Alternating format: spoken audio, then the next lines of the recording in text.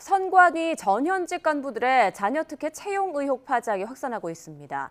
국민의힘은 오늘 긴급 최고위원회의에 이어 내일 의원총회를 또 열어서 공세를 이어갈 예정입니다. 한편 정부와 노동계의 갈등이 고조되는 가운데 더불어민주당이 관련 TF를 조직하며 노동계 보호 움직임을 강화하고 있는데요. 이 또한 여야 갈등의 원인으로 작용하고 있습니다. 여야 대치가 이어지는 6월 국회 소식 두 분과 정리해보겠습니다. 배종찬 인사이트K 연구소장, 배종호 세한대 교수 나오셨습니다. 안녕하십니까? 네, 안녕하십니까? 네. 자, 선거관리위원회의 자녀 특혜 채용 의혹이 파장이 계속 커지고 있는데, 자, 국민의힘이 휴일인 오늘 긴급 최고위원회를 열어서 선관위와 민주당을 향한 공세를 이어갔습니다. 먼저 김기현 대표의 말부터 잠깐 듣고 오죠.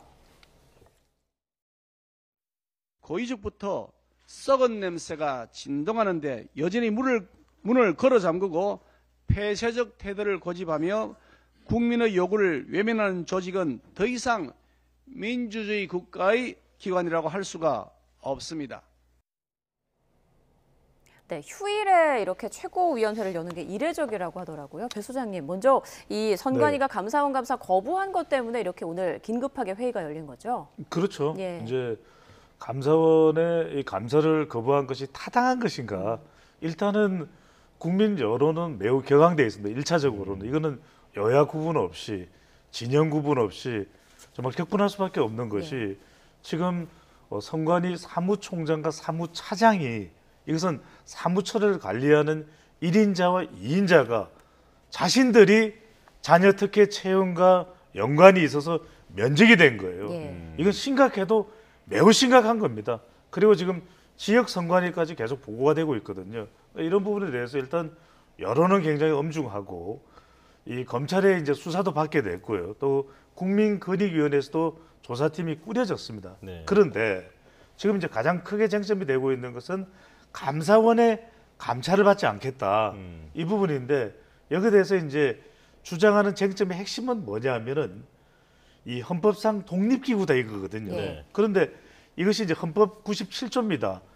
이 국가 및 법률이 정한 단체의 회계검사와 회계검사와 행정기관 및 공무원의 직무에 관한 감찰을 하기 위해 대통령 소속하에 감사원을 둔다. 그러면 이제 이 공무원이고 또 국가 및 법률이 정한 경우에는 받게 돼 있습니다. 그런데 헌법상 우리 독립기구 아니야. 그러면 우리는 이 아니다. 이렇게 이제 선관위를 얘기하는데 그러면 잠깐만 제가 두 분께 여쭤볼게요. 네. 우리 두 분 앵커께 그럼 선관위에 있는 분들은 공무원이 아닙니까? 공무원이에요. 맞죠. 예. 공무원이에요. 네. 국가에 세금이 투입된 공무원이에요. 그러니까 공무원이기 때문에 적용을 받는 것이 마땅하다. 이것이 이제 감사원의 주장인데 실제로 회계 감사는 하도록 되어 있기 때문에 2019년에 그런 예가 있어요. 2019년에 경력 경쟁 채용 업무를 부당하게 처리한 선관위 공무원이라고 이야기합니다. 공무원에 대해서 직무상 책임을 물어 징계 요구를 감사원이 합니다. 네. 자, 그러면 헌법상 독립기구라는 건 어떤 취지로 우리가 이해를 해야 될까? 지난해에 왜 우리 지방선거를 할 때 속구리에 투표 용지가 담겨 있는 속구리 사태가 발생했죠. 네. 이거 감사원이 감찰 안 합니다. 왜? 선거와 관련된 것은 말 그대로 이름 그대로 조직의 기관의 이름 그대로 선거관리위원회이기 때문에 이거는 헌법상 독립 업무예요. 이거는 그래서 노터치입니다. 그런데 공무원들서 인사 채용이에요. 인사 직무 감찰입니다.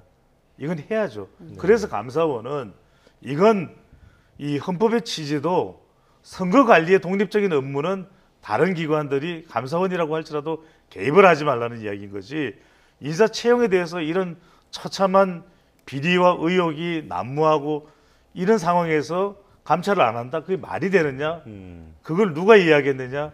이런 입장인 거죠. 예, 그러니까 선거 관련 사건이라면 이게 이해가 되겠지만 인사 채용에 대한 문제인데 그렇죠. 네, 이것을 감사를 거부하는 것이 과연 독립성 침해로 볼 수 있느냐 이렇게 의견을 말씀해 주셨는데 배 교수님께서는 이 부분 어떻게 보십니까? 일단 이 부분은 서로 양쪽의 법적인 주장의 근거가 있어서 네. 계속 이제 감사원은 감사 대상이다. 지금 이제 선관위는 우리는 헌법상 독립기관이기 때문에 감사원 감사 대상이 아니다라고 충돌하고 있는 것 아니겠습니까? 네. 지금 전문가들 사이에서 의견이 충돌하고 있는데 일단 전체적으로 보면은 선거관리위원회는 헌법상 독립기관이기 때문에 독립성과 중립성을 침해하지 않는 것이 더 맞다라는 쪽에 무게중심이 더 가 있어요. 예. 그러나 그렇다면 그러면은 선거관리위원회는 무소불위의 권력이냐 성역이냐 지금 당장 자녀 채용 특혜 비리 또는 뭐 승진 비리가 일어나고 있는데 이 부분에 대해서 그러면은 누가 감사를 하느냐라는 그런 문제가 나오거든요. 네. 그렇죠. 따라서 이 문제에 대해서는 이제 국민들 입장에서는 이해하기 어렵고 수용하기 어렵지만은 다만 법적으로 이 부분은 좀 보완해야 된다. 그리고 현행 법상으로는 상당히 좀 논란이 있다. 만약에 이제 감사원의 감사를 허용을 할 경우에는 이런 문제가 있습니다. 대통령이 압력을 행해서 감사원이 이제 선관위의 감사를 대대적으로 실시할 경우 선거의 중립 의무가 훼손될 수 있다라는 이제 그런 취지가 있기 때문에 네. 이 부분에 대해서는 법적으로 아예 문제 제기를 좀 없앨 수 있는 그런 개정 작업이 필요한 부분이 아닌가 생각이 좀 됩니다. 이건 예. 말씀드려야 될 거예요. 법상으로 뚜렷하게 해석되고 있지는 않습니다. 그래서 우리가 법이라는 것도 살아있는 생명체다 이런 이야기를 합니다. 왜냐하면 유권 해석을 해야 되고 그래서 해석이 되지 않을 때는 우리가 헌법재판소의 권한쟁의 심판도 요청을 하는 것이고 근데 제가 거듭 말씀드립니다. 선거관리 업무에 감사원이 개입을 했다. 이 부분은 제가 보면 헌법상의 독립기구로서의 권한 침해 이 여부가 달려 있을 수 있을 것 같아요. 근데 인사 채용을 이렇게 비리를 저지른 거예요. 공무원으로서. 네. 그럼 인사 담당자는 공무원 아닙니까? 그래서 이건 아까도 말씀드렸지만 지난해 이 지방선거에서 소쿠리 투표용지 사태도 국민들이 이해 못합니다. 이것도 좀 뭐냐? 과연 대법관인 이 겸직을 하고 있는 중앙선거관리위원장이 어디에다 본인의 직무 집중성을 두고 있는 것이냐라는 비판이 쏟아졌죠. 네. 그럼에도 불구하고 감사원이 투입되지 않았던 이유는 윤석열 정부임에도 불구하고 이건 헌법상 독립기구라는 의미를 부여했지만 아까도 말씀드린 2019년에 인사와 관련된 부분은 분명히 이것은 일반적인 헌법상의 독립기구의 취지와는 다른 거예요. 네. 그래서 이거는 감찰을 해야 되죠. 네, 국민의힘이 이제 내일 긴급의원 총회를 또 열 예정인데 우리가 지금까지 나눈 얘기들을 또 이야기하지 않을까 싶은데 어떻게 예상하세요? 그렇습니다. 저는 예. 국민의힘이 또 계속해서 이 부분은 적극적으로 감찰을 이야기할 것 같고요. 예. 다만 이것을 또 뭐 문재인 정부의 상임위원과 관련돼서 상당히 논란이 있었죠. 그런 부분을 정치적으로 연결해서 가져가서는 안 돼요. 이건 철저하게 아빠 찬스나 형님 찬스를 사용한 것에 대해서 온 국민이 분노하고 있지 않습니까? 어느 누구도 분노하지 않을 사람이 없을 거예요. 어떻게 인사 담당자에게 위계에 따라서 이건 가장 나쁜 이 인사 채용에 있어서의 불법성이 바로 위계에 의한 겁니다. 네. 누군가가 자기의 인사권까지 가지고 있는 사람이 인사 채용에 대해서 넌지시든 아니면은 비공식적이든 이야기를 했을 때 그 부담을 가지지 않을 채용 담당자와 면접위원이 있겠습니까? 바로 그 부분을 지적하는 것이죠. 그렇군요. 자, 그리고 국민의힘은 노태학 선관위원장의 자진 사퇴까지 동시에 압박하고 있는데 민주당은 여당의 선관위 장악 시도라면서 지금 비판을 하고 있잖아요. 이번 사태에서 노 선관위원장이 수장으로서 어느 정도까지 책임을 져야 한다라고 보십니까? 저는 뭐 무한 책임을 져야 된다 이렇게 생각을 합니다. 네. 지금 이제 중앙선거관리위원장으로서 본인이 서열상 1위고 지금 이제 사무총장이 2위 그리고 사무차장이 3위인데 지금 2위와 3위 서열 사무총장과 사무차장이 다 자녀 특혜 채용 비리와 관련해 가지고 자진 사퇴했고 또 지금 면직 처리됐고 네. 수사 의뢰가 된 그런 상황 아니겠습니까? 그럼 이 부분에 대해서 최고 책임자가 책임을 지지 않는다라는 부분과 관련해서 과연 국민들이 용납할 수 있을까라는 이제 그런 의문이 제기가 되고 있고요. 예. 두 번째로는 지금 선관위의 비리가 조직 전체에 만연화돼 있다는 것입니다. 지금 뭐 2위, 3위뿐만이 아니고 지금 5위 급 이상으로 보면은 전수조사 자체 한 거지만은 지금 11명이 드러난 거 아니겠습니까? 그렇죠. 그렇다면 이제 전 직원을 향해서 전수조사를 하게 되면은 이 비리의 폭이 더 넓어질 거 아니겠습니까? 그러면 이런 상황에서도 본인이 책임을 지지 않는다라는 부분과 관련해서 과연 국민들이 용납할 수 있겠는가? 저는 뭐 국민들은 당연히 용납할 수 없겠고 국민들의 분노가 갈수록 더 커진다고 봅니다. 그리고 이제 지난번에 전임 이제 중앙선거관리위원장 같은 경우도 속구리 투표와 관련해서 자진 사퇴해야 된다라는 국민적 비난이 굉장히 높았지만은 네. 자진 사퇴를 거부를 했거든요. 그렇지만 결국은 44일 만에 스스로 물러나고 말았거든요. 저는 그래서 노태학 중앙선거관리위원장도 지금은 자진 사퇴를 거부하고 있지만은 예. 국민적인 비난의 목소리가 계속 커진다면은 자진 사퇴하는 것은 시간적인 문제가 아닌가 이렇게 생각이 됩니다. 네. 네. 자, 이번 사태와 관련해서 국회 차원의 조사를 하자는 데는 여야가 좀 어느 정도 의견이 모아진 것 같은데 네. 조사 범위를 두고는 좀 다르더라고요. 일단 네. 민주당은 이번 사안만 보자. 그런데 국민의힘은 북한발 해킹 사태까지 보자 이런 거죠. 저는 이렇게 말씀드릴게요. 이건 다른 걸 다 떠나서 저는 데이터 전문가잖아요. 어떤 사안에 대해서는 세 가지입니다. 일관성, 그 다음에 집중성, 그 다음에 근거성입니다. 네. 네. 자, 북한의 해킹하고 지금 자녀 특혜 의혹하고 연결됩니까 안 됩니까? 안 되죠. 안 되죠. 그러니까 따로 하면 되죠. 그래서 이건 자녀 특혜 의혹과 관련된 것은 지금 국정조사에 대해서 상당히 근접해 있잖아요. 그럼 이건 여야간이 일치하잖아요. 이건 하면 되죠. 그리고 북한이 뭔가 해킹을 했다. 북한이 지금 온 전 세계 사방을 다 가상화폐도 그렇고 해킹을 하고 있으니까 이 부분에 대해서 중앙선관위가 해킹이 됐다면 그 내용이 뭔지는 따로 별도로 국정조사를 하면 돼요. 그러니까 자꾸 저는 우리 국회가 왜 자꾸 무능한 소리를 듣고 이 여론의 도마 위에 올라가느냐, 혐오 조직으로 낙인 찍고 있냐, 이해가 안 돼요. 왜 그냥 이렇게 가면 되게 합리적인데. 그러니까 제가 좀 전에 말씀드렸잖아요. 데이터상으로 보더라도 사안은 구분돼야 되는 거죠. 네. 왜 두 개가 연결 안 되는 사안을 가지고서 자꾸 이렇게 할 이유가 없는 거죠. 네. 저는 좀 다르게 보는 게요. 지금 이제 선관위의 문제가 지금 자녀 특혜 채용 문제만이 아니고 이게 또 자녀 특혜 승진의 문제하고도 연관돼 있고 아까 말씀하신 지금 해킹과 네. 관련된 문제도 있고 또 우리가 알지 못하는 문제도 많이 있다고 봐요. 속구리 투표 논란도 결국 이제 비리인데 이런 여러 가지 비리와 문제가 그러면 왜 발생했느냐? 지금 선관위가 사실상 성역으로 존재하다 보니까 이게 이제 기강이 회의에 지기도 하고 이제 부패가 완전히 장기간에 걸쳐서 고질병처럼으로 만연화돼 있다. 따라서 저는 이번 기회에 첫째 신속하게 해야 된다. 네. 그리고 둘째 기간도 충분하게 해야 된다. 그리고 세 번째 대상도 제가 볼 때는 굳이 칸막이를 칠 필요가 없다. 그래서 이 부분은 아마 국민들도 저하고 똑같은 생각인 것 같기 때문에 여야가 신속하게 좀 합의를 해서 제가 볼 때는 대상에 대해서 어떤 구분을 두지 않고 의혹이 있는 그런 부분에 대해서는 모두 다 국정조사 해야 된다라는 얘기를 좀 드리고 싶습니다. 네. 그러니까 이번 사안에 집중하는 게 먼저다 혹은 이참에 이 선관위의 기강을 다시 세워야 한다 이런 다양한 의견들이 나오고 있는데요. 자, 이제 다음은 전현희 국민권익위원장 얘기로 넘어가 보겠습니다. 네.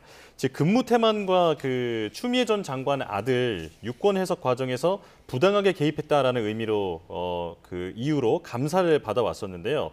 감사 결과를 두고 지금 공방이 또 이어지고 있더라고요. 네, 감사위원 6명이 만장일치로 불문 결정이 내려졌다는 보도가 나왔었는데 네네. 이 부분에 대해서 감사원은 전혀 사실이 아니라고 반박을 했습니다. 이거 그렇죠. 어떻게 된 건지 좀 설명해 주시죠. 이게 뭐냐면 이제 전현희 의원의 개인 의혹과 관련된 부분에 대해서 이제 감사가 이루어진 부분인데 네. 이 부분에 대해서 감사위원들 전원 일체로 이제 불문, 그러니까 뭐 묻지 않겠다 이런 의미겠죠. 예, 책임을 묻지 않겠다. 책임을 묻지 않겠다는 예. 의미이기 때문에 이제 혐의를 벗어났다, 사실이 아니다 이렇게 해석을 할 수 있는데 이 부분에 대해서 이제 감사원이 그게 아니다, 그게 아니라 제보 내용 안건별로 심의해서 기간 주의 형태로 조치가 된 것이다. 그러니까 이제 다들 궁금하신 부분은 그럴 거예요. 전현희 위원장과 관련된 부분이 뭔가, 이게 근무 태만, 네. 이게 근태와 관련된 부분이거든요. 예, 뭐 제 시간에 오지 않고 그렇죠. 이런 왜 거죠. 제 시간에 오지 않나, 이 부분에 대해서 이제 전현희 위원장 그 이야기를 했죠.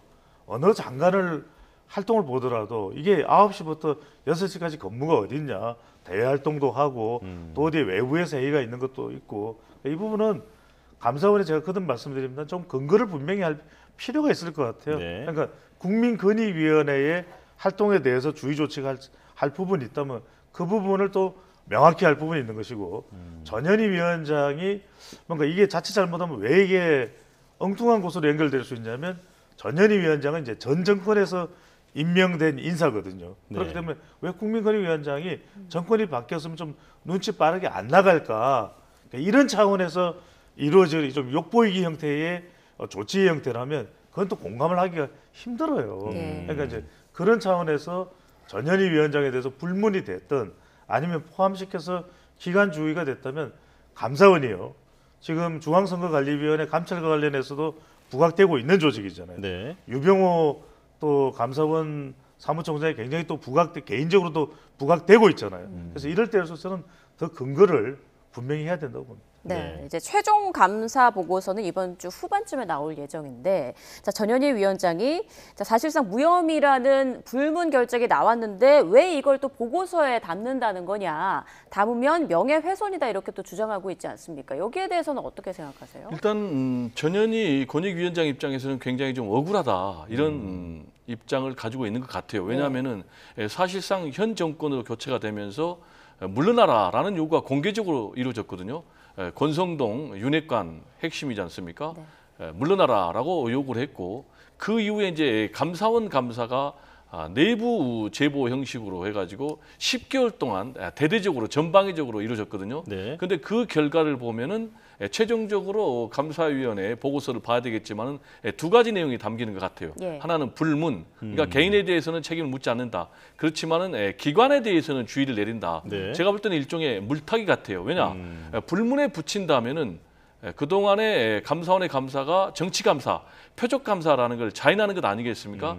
따라서 이제 기관에 대한 주의를 해가지고 사실상 물타기를 하는 것 같은데 결과적으로 보면은 제가 볼 때는 뭐 감사원의 사무처의 감사가 사실상 완패했다 이렇게 볼 수밖에 없을 것 같아요. 왜냐 대대적으로 전방위적으로 10개월 동안 했음에도 불구하고 전현희 지금 위원장 개인에 대해서는 지금 책임을 못 묻고 있거든요. 네. 그래서 그런 점에서 지금 뭐 전현희 위원장 같은 경우 강력하게 반발하고 있는데 최종적으로는 지금 감사위원회 보고서가 아직 안 나왔기 예. 때문에 우리가 미리 예단해서 뭐라고 할 수는 없지만 전체적으로 언론 보도를 종합해 보면 개인에 대해서는 불문, 기관에 대해서는 이제 주의가 나오는 것 같은데 그럼에도 불구하고 전현희 위원장에 대해서는 감사원에서 대대적으로 감사를 벌였지만은 개인에 대해서 책임을 물을 만한 근거는 잡지를 못했다. 따라서 저는 이 부분에 대해서는 좀 깔끔하게 끝내야 되겠는데 또 여기에 대해서 사실상 물타기에 들어가니까 앞으로도 또 문제가 될 것 같고 이 기회에 이제 감사원의 감사에 대해서는 좀 우려가 있습니다. 왜냐하면 전현희 위원장에 대해서만 감사한 것이 아니라 사실상 전 정권 때리기에 감사원이 앞장을 섰거든요. 뭐 서해 피살 공무원 문제라든지 또는 뭐 백신 문제라든지 탈원전 문제라든지 이런 거의 전 정권에서 전방위적으로 감사원이 감사를 벌였고 또 감사원이 수사 의뢰를 해가지고 그걸 가지고 또 수사를 해가지고 또 검찰이 또 기소를 하고 이런 패턴이 계속되면은 현 정권에 있어서 과연 감사원이 정치적인 중립성을 보이고 있느냐라는 문제가 나오고 있기 때문에 전현희 위원장의 문제에서만큼이라도 저는 할 수만 있다면 좀 깔끔한 결론을 내릴 필요가 있다라는 얘기를 좀 강조하고 싶습니다. 예. 전 정권 때리기 감사라는 비판에 대해서는 어떻게 생각하세요, 교수님? 이제 그렇게 인식이 되는 게 워낙 진영 간 대결 구도잖아요. 예. 그래서 저도 인사소통도 좀 필요한 것 같아요. 분명히 이제 윤석열 대통령 지지층이나 윤 정부 지지층 쪽에서는 아유 그동안 정말 갑갑했는데 이제 제대로 좀 인사를 하려고 하는가 보다 이렇게 또 평가를 할 수도 있는 것이고 또 더불어민주당 지지층에서는 이건 말도 안 된다. 또 문재인 정권에 대해서 비판하고 문재인 정권이 임명한 사람들이라면 무조건 다 안 되는 거냐 또 속아내는 거냐 이런 글쎄 원인은 여러 가지에서 찾을 수 있습니다. 일단은 전혀 진영 간 대결 구도에서 한치도 양보가 없는 것. 또 하나는 뭐냐면 고질적인 인사 문제인데 이게 정권이 바뀌었는데도 불구하고 계속 그 직을 유지해야 되는 진통이거든요. 예. 네. 근데 일단 우리가 이 공무원법에 의한 공무원법에 의한 계속해서 우리가 공무원으로서 본인의 신분이 유지되는 사람하고 이렇게 정권에 의해서 임명되는 사람은 좀 차이를 둘 필요가 있겠죠. 그러면 이걸 어떻게 할 건가? 이 부분을 해줘야 실제 그 자리에 앉아 있는 사람도 명확할 거예요. 그러니까 저는 왜 이런 이 논란과 파장이 있을 수밖에 없는 것을 그대로 두고 있느냐? 좀 인사 관련된 소통을 해서 이 부분도 좀 정리를 할 필요가 있을 거예요. 예.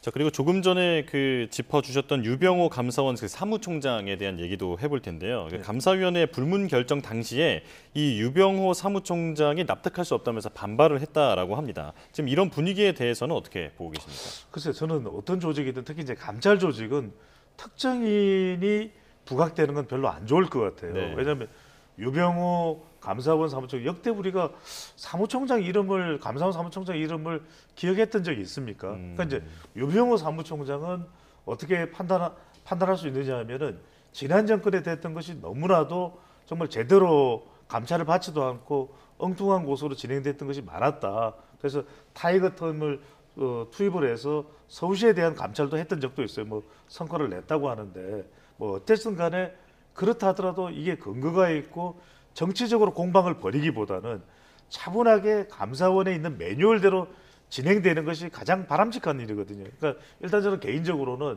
제 개인 생각으로는 데이터 전문가인데 누군가의 사람이 부각되면 별로 그게 여론상에 오히려 정확하게 메시지가 전달되지 않는 경우들이 많기 때문에 저는 유병호 감사원 사무총장이 부각돼서 진행되는 감사보다는 감사원이 하나가 돼서 그 매뉴얼대로 근거 있게 진행되는 감사가 더 바람직하다는 생각이 듭니다. 네. 지금 이제 이런 불협화음이 나온 것은 지금 감사원의 구성에 좀 문제가 있기 때문에 그래요. 네. 지금 이제 감사위원회 같은 경우가 감사원의 최고 의결 기구거든요. 그런데 감사위원회는 전 정권에서 임명된 감사위원들이 상당수 포진돼 있다라는 점이 있고 지금 사무처 같은 경우 이제 사무총장이 다 주도를 하는데 지금 유병호 사무총장 같은 경우는 지금 민주당에서는 현 정권의 앞잡이다라고 할 정도로 지금 현 정권에 충성하는 사람으로 지금 인식이 돼 있거든요. 그러다 보니까 지금 양쪽에 지금 소리가 다르고 그러다 보니까 이제 발표될 감사원의 최종 보고서도 지금 아까 말씀드린 대로 일부는 불문, 일부는 또 기간주의 이 두 가지가 물타기 형식으로 담기는 것이 아닌가 이렇게 분석이 됩니다. 네, 네. 최종 감사 보고서가 나온 뒤에 또 새로운 국면이 또 펼쳐질 것 같은데 지켜봐야 될 것 같고요. 자, 다음 이슈로 좀 넘어가 보죠. 지난주 면직된 한상혁 전 방송통신위원장의 후임자가 이제 곧 지명될 것으로 보이는데요. 이명박 정부 때 그 청와대 홍보수석을 지냈던 이동관 대통령실 대외협력 특별보좌관이 사실상 내정된 것으로 지금 알려져 있죠. 좀 빠르게 내정된 것 같은데요. 그 이유는 뭘까요? 그래서 이제 인사 공백을 하지 않겠다는 취지도 있을 텐데 저는 여기도 인사 소통이 중요한 것 같아요. 왜냐하면 또 고개를 갸우뚱하게 되는 것이거든요. 그런데 지금 상황 전개되는 걸 보면은 한상혁 방송통신위원장이 면직이 됐지만 그러면 이제 전 방송통신위원장이 될 텐데 본인은 이걸 수용 안 했어요. 그렇죠. 가처분 소송에 들어간 거예요. 이게 소송권이에요. 본인도 법조인이기도 하고 그때 이제 좀 면직이 됐으니까 또 발빠르게 인선을 해야 공백이 없을 겁니다. 더군다나 이제 윤석열 대통령 지휘청이나 국민의힘 지휘청에서는 한상혁 방송위원장을 잘 축출했다. 뭐 축출인지 아니면 면직이죠, 공식 명칭은. 그래서 여하튼 빨리 이 적임자를 이 윤석열 정부의 적임자 또 국민의힘이 보기에 보청해서 보기에 적임자를 빨리 이 인선을 해달라. 그래서 공식 지금 발표가 된 건 아니에요. 네. 한마평이죠, 그죠? 네. 그런데 이제 이동관 전 이명박 정부 때의 홍보수석이 이제 거론이 되고 있는 겁니다. 자, 여기에 대해서 적임자냐 또 이제 부적임자냐, 부적절한 사람이냐 이렇게 이제 다시 또 화제가 넘어와 있어요. 근데 그 내용은 또 꺼내놓고 보면 아시잖아요. 자녀 또 이 그렇죠. 논란이 거론되고 있잖아요. 아들의 학창 시절 학폭 의혹. 학폭 논란이죠. 예. 네. 그러면 이게 또 어떻게 되는 것인가? 왜냐하면 지금 한상혁 전 방송통신위원장은 소송을 하고 있는 상태고 한 사람은 또 이제 거론되고 있는 사람은 이 청문회를 거쳐야 되거든요. 그런데 자녀 학폭은 얼마 전에 정순신 전 국가수사본부장 지명자처럼 정말 크다란 대단한 논란을 야기했던 것이 학폭 이슈인데 이걸 그러면은 알고도 파악이 됐는데도 임명을 절차를 감행하려고 거론되고 있는 거 이걸 이해를 또 못하겠어요. 그래서 저는 또 이게 인사소통이 안 되고 뭔가 혼란과 파장 속으로 국면에 접어드는 거 아닌가라는 생각이 들고 있는 것이죠. 근데 예. 이동관 특보 측에서는 피해 학생과 이미 다 잘 마무리가 됐다, 문제가 없다 이런 입장인 것 같더라고요. 이걸 잘 하셔야 될 거예요. 예. 우리 그러면 피해 학생이 여러 가지 상황들을 고려하겠죠. 친구의 아버지이기도 하고 본인도 지금 잘 됐다고 그래요. 그러면 다 잘 됐습니다. 아무 이상 없습니다. 그렇게 일단락 될까요? 그렇죠. 우리 사회가 그렇지가 않죠. 맞습니다. 그렇군요. 자, 그렇다면 배 교수님께서는 어떻게 보시는지 궁금한데 일단은 이 인선에 대한 평가를 한번 여쭙고 싶습니다. 지금 여당은 언론개혁을 추진할 적임자를 잘 찾았다라는 입장이고 그리고 야당은 대대적인 언론 장악에 나섰던 이명박 정부 때의 악습을 반복할 수 있는 인재다 이렇게 얘기를 하고 있는데 어떻게 보십니까? 일단 인선이 뭐 확정된 거라는 전제하에 평가를 해야 네. 되겠죠. 아직 이제 내정 상태니까. 네. 그렇다면 저는 이제 굉장히 부적절한 인사다 이렇게 얘기할 수밖에 없겠습니다. 네. 왜냐하면은 지금 이제 이동관 전 홍보 수석 같은 경우는 일단 MB 정부 시절에 방송 장악의 중심 인물이다라는 그런 평가를 언론계에서 받고 있거든요. 네. 실제로 뭐 미디어법을 통과를 했다라든지 뭐 YTN 장악과 관련해서 뭐 해고가 6명 발생하는 문제라든지 그런 부분에 있어서 강력하게 지탄을 받고 있는데 그런 상황에서 지금 이제 한상혁 방통위원장 같은 경우에 지금 강제 면직된 것에 대해서 논란이 있는 상황 아니겠습니까? 네. 그래서 이런 사람을 또 투입을 하니까 그렇다면은 민주당 측에서는 또 언론계 측에서는 이거는 방송 장악 시도다.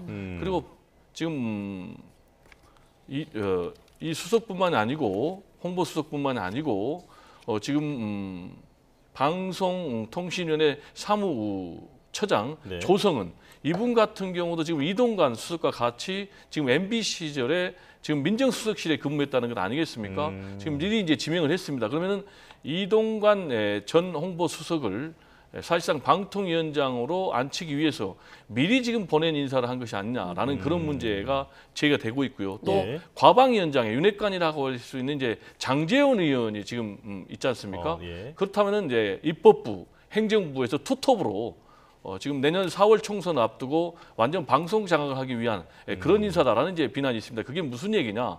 지금 방통위 같은 경우 KBS 이사 임명권이 있습니다. 네. 그리고 MBC 박문진 이사에 대한 추천권이 있습니다. 그러다 보니까 지금 그렇다면은 방통위원장을 강제 면직시켜서 핵심 측근인 이동관 전 수석을 앉혀서 그리고 앞으로 KBS, MBC 이사진을 바꿔가지고 또 KBS, MBC 사장을 날려서 총선 전에 공영방송을 장악하겠다라는 이제 그런 틀로 보고 있기 때문에 앞으로 이제 이동관 전 수석이 실제로 임명이 된다면은 상당 부분 논란이 될 것 같고 가장 결정적인 논란은 뭐냐면은 지금 이제 한상혁 방통위원장 같은 경우에 효력정지 가처분 신청을 내놨거든요. 네. 근데 만약에 효력정지 가처분 신청이 법원에서 인용이 된다면 만약에 대통령이 임명을 한다면 이 인사 자체가 뒤죽박죽 인사가 되는 거죠. 그렇죠. 그럼 이제 중요한 것은 인용 가능성이 어느 정도냐 되는 난데 지금 구속영장을 치니까 법원에서 다툼의 여지가 있다 라면서 기각을 했거든요. 이걸 근거로 본다면 저는 효력정지 가처분 신청이 받아들여질 가능성이 상당히 높다. 따라서 대통령이 임명을 했는데 만약에 한상혁 방통위원장의 효력정지 가처분 신청이 되면 상당히 곤란한 모양새가 연출되지 않을까 좀 우려가 됩니다. 네. 예. 근데 이 말씀은 드려야 될 것. 일단은 이동관 전 수석에 대해서 여러 평가가 엇갈리겠죠. 근데 네. 이제 이동관 전 수석이 뭐 아들 문제 떠나서 일단 방송통신위원장이 됐을 때 이 사람이 오면은 방송 장악이다 이렇게 연결하는 것은 좀 섣부를 것 같고요. 얼마나 이제 방송통신위원회를 공정하게 또 효율성 있게 운영하는가는 지켜봐야 되겠죠. 그때 이제 잘 못한다면 또 비판하고 또 그 이전에라도 인사청문 과정에서 그런 우려들을 계속해서 또 질문하고 답변을 받아봐야 되겠죠. 근데 중요한 건 핵심은 이런 것 같아요. 인사권은 일단 대통령의 고유 권한이긴 합니다. 근데 아까도 말씀드렸지만 이 최근에 인사와 관련해서 좀 충분한 설명이 없는 것 같아요. 네. 왜 이 자리에 이 사람이 가야 되고 왜 저 자리는 그 사람이 되어서는 안 되는지에 되는 부분을 좀 더 적극적으로 좀 소통하고 국민들에게 설명하는 그런 절차는 또 그런 이 과정은 반드시 또 필요해 보입니다. 네. 제가 왜 이게 방송 장악 시도로 해석이 될 수밖에 없냐면 첫 번째로 이동관 전 수석 같은 경우가 누가 봐도 정치적인 중립성에 위배되는 사람이라는 것입니다. 그게 무슨 얘기냐? 지금 완전히 윤석열 대통령의 대외협력특보로 핵심이거든요. 네. 그리고 또 본인 자체가 국민의힘 쪽으로 국회의원이 되려고 2번이나 경선에 나갔던 그런 적이 있기 때문에 아시겠지만은 방송통신위원회 같은 경우 헌법상 특별기구입니다. 그 이유는 방송의 공정성과 독립성을 유지하기 위해서입니다. 정치적 중립성을 유지하기 위해서입니다. 이런 자리에 정치적 인물을 보냈다는 것 자체가 제가 볼 때는 방송 장악 시도로 해석이 될 수밖에 없고요. 두 번째로는 이분을 임명할 수는 있어요. 그러나 임명이 된다면은 지금 멀쩡히 임기가 2달밖에 남지 않은 현 방통위원장을 지금 강제로 면직시켰기 때문에 네. 그렇다면 방석 장악 시도가 더 있다라는 그런 문제 제기를 할 수 있고, 세 번째로는 전력과 관련해서 실제로 아까 말씀드린 대로 이동관 전 수석 같은 경우 MB 정부 시절에 공영방송 장악의 중심에 있었던 인물이기 때문에 이거는 방송 장악 시도를 위한 그런 인사다라고밖에 해석할 수 없는 문제가 아닌가 생각이 됩니다. 예. 이 말씀을 드려야 될 것 같아요. 그러면은 이전에 방송통신위원장은 다 정치적으로 중립이었고 방송통신위원회 운영도 중립적으로 했는지 방송통신위원회 중립적인 인물인지 그렇지가 않아요. 실제로 중립적이었으면 좋겠는데 그렇지 않은 사람들이 워낙 많기 때문에 우리가 또 YTN에 나와서 이런 방송을 하고 있는 것이고, 중요한 건 그렇죠. 어떤 정치 성향을 가지고 있더라도 저는 그 자리에 가서만큼은 프로페셔널하게 객관적으로 운영을 하는 것이 맞는데 그게 잘 될지는 지켜봐야겠죠. 네. 네, 제가 여기에 대해서 좀 반론할 수밖에 없는 게 이전에 방송통신위원장이 정치적으로 중립성이 보장된 인물이었는가라는 문제 제기는 저는 공감을 합니다. 그러면은 이전에 방송통신위원장이 정치적으로 중립성이 있는 인물이 아니었기 때문에 또 정치적 중립성이 없는 인물을 보내도 된다라는 논리는 제가 전혀 찬성할 수 없죠. 네. 실제로 지금 보면은 어느 정권에 들어와도 방송을 나팔수로 만들려는 시도가 계속 있었잖아요. 전 정권에서도 그렇고 그 전 정권에서도 그러고 멀쩡한 KBS 사장, MBC 사장을 날리잖아요. 그러니까 이런 잘못된 악습은 이제 정권이 바뀌면 좀 중단돼야 된다라는 얘기를 좀 강조하고 싶습니다. 알겠습니다. 곳곳에서 계속 갈등이 이어지고 있어서 자, 이번에는 정부와 노동계의 갈등 상황을 좀 짚어보겠습니다. 민주당은 노동 현안을 두고 지금 정부와 각을 세우고 있는 모습인데요. 오늘 노동자 탄압 규탄 기자회견에서 나온 발언 직접 들어보겠습니다. 평화적인 집회일 때는 폭력적으로 진압해서는 안 된다라고 하는 게 집시법입니다. 그래서 경찰은 집시법 위반을 하고 있고 윤석열 정권은 헌법을 위반하고 있습니다. 네. 자, 야당은 지금 며칠 전 경찰 진압 과정에서 한국노총 간부가 다친 사건을 고리로 경찰의 과잉 진압이다, 또 정부의 노동 탄압이다 이렇게 공세를 이어가고 있습니다. 야당은 경찰이 하면 폭력이고 이게 노조가 하면 정의로운 저항이냐 또 이렇게 맞받아치고 있는데요. 이걸 놓고 앞으로 좀 상황이 더 갈등이 심해질 것 같은 분위기가 드네요. 그 갈등을 부추기는 것이 누구겠습니까? 전 정치권이죠. 그러니까 정치권이 이런 집회 시위 그리고 정부의 대응에 무관할 수는 없겠죠. 네. 하지만 뭐 잘못한 것은 잘못한다고 비판하겠지만 어떻게 하면 해결책을 찾아야 되는지를 더 도움을 주고 그 역할을 해야 되는 것이 정치권 아니겠어요. 왜냐하면 지금 집회를 어떻게 하고 이것이 폭력적이다, 어떻게 서로 결사적으로 대항하고 있다가 중요한 것이 어떤 주제가 있을 거 아니에요. 네. 우선 이 근로시간제가 있을 테고 최저임금이 있을 테고 그 해결책을 찾아가는 것이 우리가 더 간절히 원하는 거잖아요. 네. 근데 지금 보면은 그게 아니라 전부 다 이 집회 현장의 모습이나 집회에 대응하는 방식의 모든 게 다 집중이 이게 아니에요. 이게 아니라 해결책을 찾는 것에 핵심이 있어야 됩니다. 왜냐하면 국민들도 중도층이나 또는 무당층이나 MZ세대들은 그 해결책을 찾고 있단 말입니다. 근데 자꾸만 집회 시위 장소까지도 진영 간 대결 구도로 몰고 가요. 그래서 저는 이 공권력도 폭력이 나타났을 때 공권력이 들어가는 겁니다. 폭력을 하지 않았는데 공권력이 투입된다. 불법적인 시위가 지속되지 않고 있는데 공권력이 투입된다.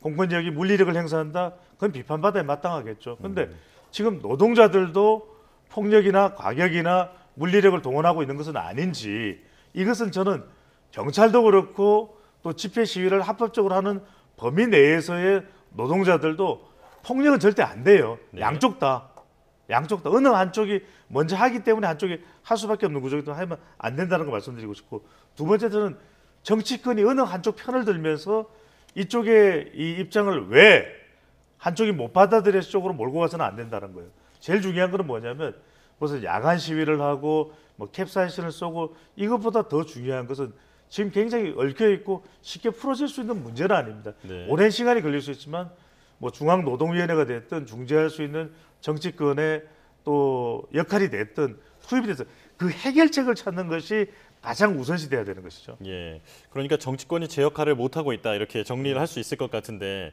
자, 한국노총은 그 사회적 대화기구인 경사노위 탈퇴까지 언급하고 있습니다. 김문수 경사노위 위원장의 교체 필요성도 강하게 주장을 하고 있는데 당연히 김 위원장은 반발하고 있는데요. 이 교체 필요성에 대해서는 어떻게 보십니까? 저는 개인적으로 교체 필요성이 있다고 생각을 합니다. 경사노위 위원장은 양측 노사의 갈등을 중재하는 그런 역할이 가장 중요하지 않습니까? 네. 그런 능력도 중요하고 그런데 지금 뭐 김문수 경사노위 위원장 같은 경우는 최초에는 뭐 노동운동을 하는 사람이었다가 지금 완전히 뭐 보수 극우 인물로 변하면서 극우적인 언사 또 행동을 서슴지 않으면서 갈등을 오히려 유발하기 때문에 경사노위 위원장으로서는 좀 적절치 않다라는 얘기를 좀 짧게 드리고 싶고 네. 그리고 지금 갈수록 충돌로 치닫고 있는 이 노조의 또 파업 또 여기에 대한 이제 경찰의 대응에 대해서 좀 한 말씀 드리고 싶은데요. 네. 물리력 폭력은 물론 노조도 해서도 안 되고 경찰도 해서는 안 되는 거죠.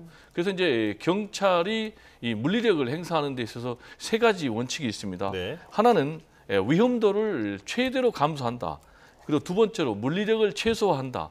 그리고 세 번째로는 공공의 안전 질서에 위협이 될 때만 물리력 행사한다라는 이 세 가지 원칙이 정해져 있는데 지금의 경찰이 과연 그런 모습을 보이고 있는지 집회와 시위의 자유는 헌법에 보장된 국민의 기본권 중에 기본권인데 이걸 제한하려는 그런 움직임을 보이고 있는가 하면은 또 대대적으로 지금 강경 진압으로 나가고 있거든요. 그렇다면 네. 제가 좀 뒤집어서 문제 제기를 하고 싶은 게 지금 대한민국의 산업계가 그렇게 폭력적인 시위인가 저는 아니라고 보거든요. 그리고 산업계의 평화가 좀 유지돼야만이 결국 경제 발전되는 거 아니겠습니까? 특히 경제도 어려운 상황인데 근데 지금 윤석열 정부에서 너무 대대적으로 지금 노동계를 탄압하는 억압하는 그런 정책을 펴고 있는 것이 아닌가 우려가 됩니다. 네. 왜냐? 결국 이제 보수 지지층을 결집해서 지지율을 끌어올리겠다라는 그런 정치적 속셈이 담겨 있다고 보는데 실제로 지금 지지율이 또 그러다 보니까 좀 상당 부분 올라가서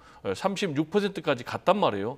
그러나 이렇게 되면은 결국 이게 장기화되면은 결국 산업계의 평화가 깨지고 그렇게 되면은 경제가 어려울 수도 있다라는 얘기 좀 드리고 싶습니다. 네, 마지막으로 배 소장님의 네. 지지율 분석을 좀 듣고 오늘 대담 마무리 좀 해야 될 것 같습니다. 그렇습니다. 대통령이 이제 보수층을 결집하면서는 지지율 상승세였죠. 그런 이유는 이제 외교도 이유가 됐을 테고 또 하나는 이제 김남국 의원과 관련된 호의 논란으로 20대, 30대가 윤석열 대통령 지지적으로 흡수되는 것도 있었습니다. 또 특별하게 크게 이 파장이 될 만한 이슈도 지난 한 3, 4주 동안 없었는데 최근 들어서 이제 후쿠시마 이슈도 있고 네. 집회와 시위와 관련된 이슈도 있습니다. 그렇다 보면 이게 이제 본격적으로 불거질 수밖에 없거든요. 네. 얼마나 이런 리스크를 또 윤석열 정부, 윤석열 대통령이 잘 관리하느냐.